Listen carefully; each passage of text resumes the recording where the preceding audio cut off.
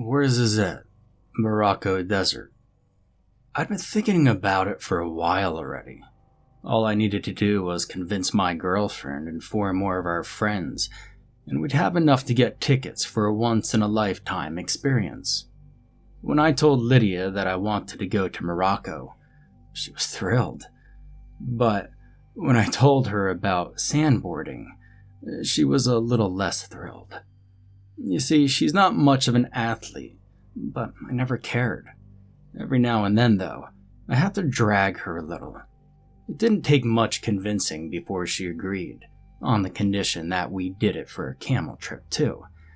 Now, I'm not very much of an animal lover type, and especially didn't like riding horses, and I could imagine camels would be pretty much the same, but it was a small price to pay to be able to do some sandboarding with my friends.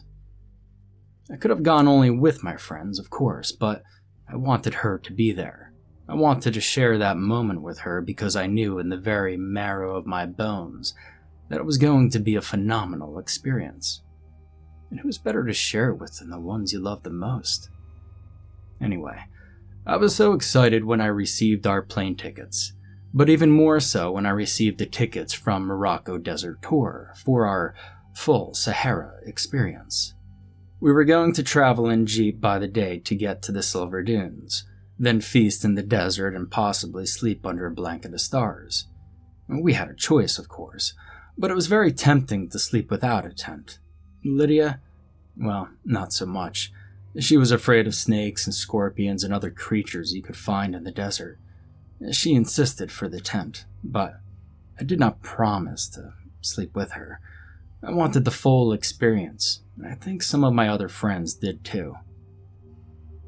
However, when we finally arrived in Morocco, it wasn't as nice as I thought it was going to be. The towns were crass and people were, well, let's just say they weren't exactly the nicest. We made the mistake of asking directions to a dude and, well, at first, we thought he was nice. But he carried us around the place, told us some history in broken English, and we finally arrived to the marketplace. But we were forced to leave him with a hefty tip. In this place, you learn quickly that no service is free, especially if you're a wealthy-looking tourist. We spent the first day doing just that, walking around and discovering the culture. We stopped at almost every street vendor to see what they were selling, from goat meat to fashion, passing by teas and herbs to be smoked. We ate some traditional meals off the street, and by the end of the day, we got back to the hotel, completely exhausted. It was nice though, but if you asked me, I probably wouldn't do it again. My stomach's complaining something fierce about the amount of spices I had to ingest. We went to bed early that night, but not before making full use of the balcony in our room. And I must say, we weren't staying in Morocco itself, we were staying on the outskirts. The night air was fresher than you'd expect it to be in Morocco, but I don't remember ever seeing that many stars in the sky. Probably because in town, there is the whole pollution blanket covering most of them, and only the shiniest can shine through. Here, it was like the sky had freckles, and they were all bioluminescent enough to pierce through the darkness. Anyway, I slept like a baby that night. The breeze getting in through the open windows caressed my face gently, and the lovely sounds of the insects chirping in the distance lulled me to sleep in less than 5 minutes. I woke up feeling refreshed and more relaxed than I could remember being. Everything about how the previous day ended and how this one was starting was picture perfect. And in less than an hour after waking up, we would be boarding jeeps to get deep into the desert to experience the full Sahara tour offered by Morocco Desert Tours. I couldn't contain my excitement as we got into the bus. Heck, we even got offered beers and soft drinks inside the bus. It was definitely a full service. And once there, we met with our guides who, contrarily to most Moroccan we'd met, were speaking English perfectly.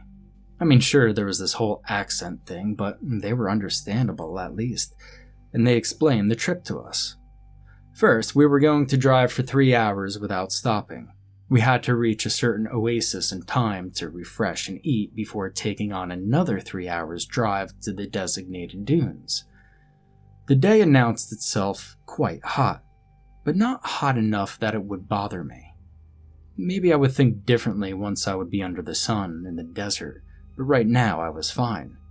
And they said that once we reached our destination, we would snack and then we would be sandboarding for about an hour and a half before having to pack and drive back to the oasis, where we would then proceed to have the last meal of the day.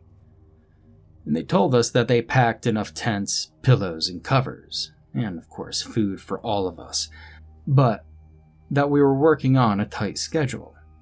I was fine with that. Lydia squeezed my hand a little as we got into the Jeep. She seemed worried, but I reassured her by telling her our guides knew what they were doing. The next 3 hours were spent looking at the sand, the occasional lizard, rock formations, and everything else you could find in a desert. We were all pretty relieved when we finally reached the oasis. The heat had climbed up a few degrees, but it wasn't as hot as I expected the desert to be. I don't know. Maybe all those years looking at cartoons portraying desert people stereotypically, I'd given myself the idea that it was hot as Satan's oven in there. But it was only comparable to the average weather in Arizona, about midsummer. Hot as balls, but not like boiling pit of lava hot. I don't know, you know? Lydia, however, didn't seem to agree.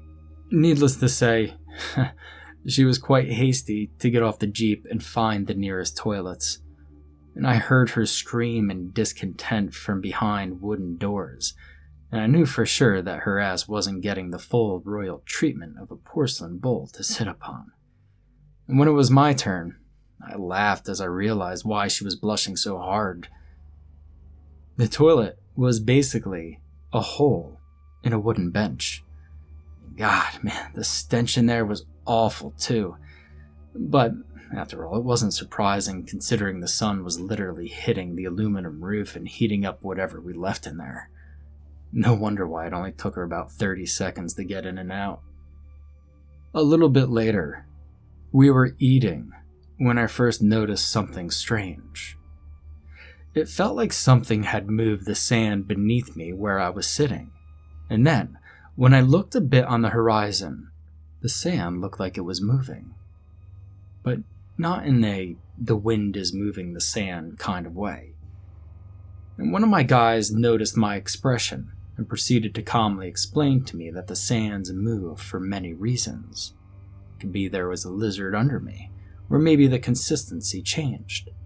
He said that in some cases, it would create small quicksand, but that I had nothing to worry about since we were not in a region where they occurred a lot. I wasn't entirely reassured, but hey, I'd never been to the desert before, so how would I know what everything is like? I don't, but they did, so even if I wasn't satisfied with that as an answer, I decided to trust them.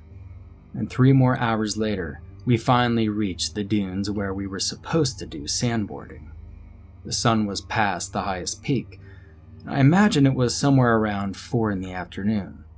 The heat was getting less intense, and I was oh so ready to get on the boards and surf down a dune. We had a quick snack and we were told the rules. We were also told there was nothing to worry about, that even if somehow we lost control of our board, we couldn't really get hurt much in the sand. It would be easy to find a foothold and start again. They also warned us about the fact that sandboarding wasn't as easy as surfing, in that sand was far less likely to slide under the board than water. I mean, obviously, right? But because of that, we had to adopt certain positions to make sure our weight was distributed in a way that increased our chances of surfing on the sand. Otherwise, it would be comparable to doing crazy carpets on ice-covered snow. Doable, but not exactly all that amazing.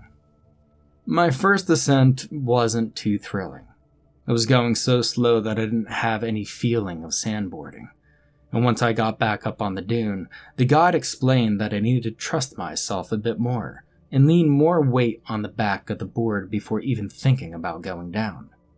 We did it a few times and I finally registered, and within a half an hour, we were all sliding down the dunes of the Sahara as if we had been doing this our whole life. Some better than others, but all in all, we were having a lot of fun. At some point, it was so natural, it almost felt like we were carried, like our boards were being helped by something below the surface. But in retrospect, I should have been worried. But our guides were smoking at the top of the dune, and didn't look like there was anything to worry about at all. Until I felt it. A distinct bump in the dune that wasn't supposed to be there. I had been sandboarding down the dune for about an hour, and I know there was nothing on the path, but I hit something. It wasn't hard enough that I tripped off my board, but it wasn't soft enough for me to believe it was only sand. And this is when I heard one of the girls scream. I thought at first that it was just Jolene that had fallen off of her board, but I quickly realized that something was dragging her down the dune. Something like a hook at the end of a long and thin ebony stick. And the more I looked at it, the more I realized something was off. Way off. Jolene was screaming for help and clawing at the sand, but all we could do was sandboard our way down to her. Unfortunately, not fast enough. Once she reached the bottom of the dune, she started struggling even more fiercely. It was too late for us to stop, but we all realized what was happening. At the bottom of the dune was a large pool of quicksand. Matt threw himself off the board trying to stay on the dune, and Lydia screamed, and I tried to stop my board, but it was too late. Like an avalanche, the sand was sliding down beneath our boards and bodies no matter how much we struggled. We were all eventually engulfed in that sand pit, and no matter how much we screamed for help, nobody came to help us. And the last sight I had of my guards were of them getting in the jeep and trying to dash away, to no avail. Within moments, the jeeps were falling down this avalanche of sand, straight into the quicksand, and I thought I was going to die. I had sand in my eyes, mouth, and nose for a minute, maybe less, but it sure felt like an eternity. I was finally dropped down into a weird cave beneath the sand surface. On the ground, a few feet away from me, was Lydia, and I was quick to reach to her because I knew what else was falling down this pit. I managed to move her away in time and was about to go get the others when the first jeep crashed down, essentially killing all my friends that were underneath. I remember screaming before the second jeep came down, top first. No trace of Jolene, and I could hear a strange hissing noise, but I had no idea where it came from. It was dark as night inside that cave, and the only thing I could see was Lydia a couple feet behind me. And by seeing her, I mean seeing her silhouette, because the darkness was so thick I could barely see a foot in front of me. I knew we wouldn't have any phone coverage here. It'd be pointless, but I had a flashlight on my phone, and that's the best I could do right now. When I turned on the light, I immediately regretted it. The two guides were already beyond saving, and so were my friends stuck under the jeep. It's with my heart in my throat that I walked around to try and find survivors, but outside of myself and Lydia, I couldn't find anyone alive. Their bodies had been mangled by the jeep crashing over them, and one of the girls even had sand escaping her lips. I think she might have suffocated as she was swallowed by the quicksand. The stench of blood reached my nose, but there was something else here.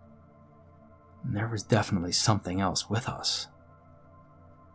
I wouldn't have known back then what it was, but today I know. I know it was decay. Corpses, to be more accurate. As me and Lydia tried to find our way out, we passed by many tunnels. We saw endless rooms filled with corpses in various states of decay. Animals mostly, but the occasional human remains were enough to convince her that something unnatural was going on down in that cave.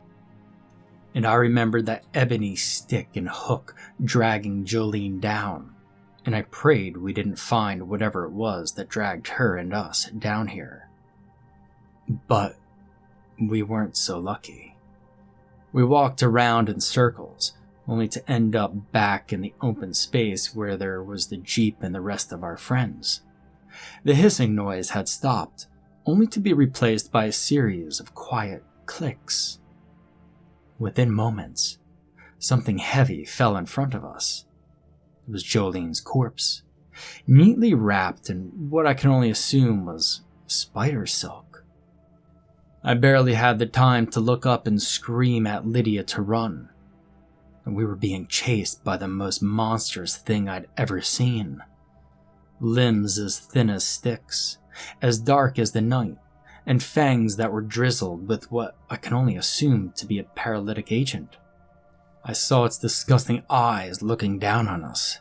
Now, I was no spider expert, and hell, I don't even know if that's what you could call this thing, but I knew that they paralyzed their prey before eating them, turning their insides to soup with venom before swallowing them whole.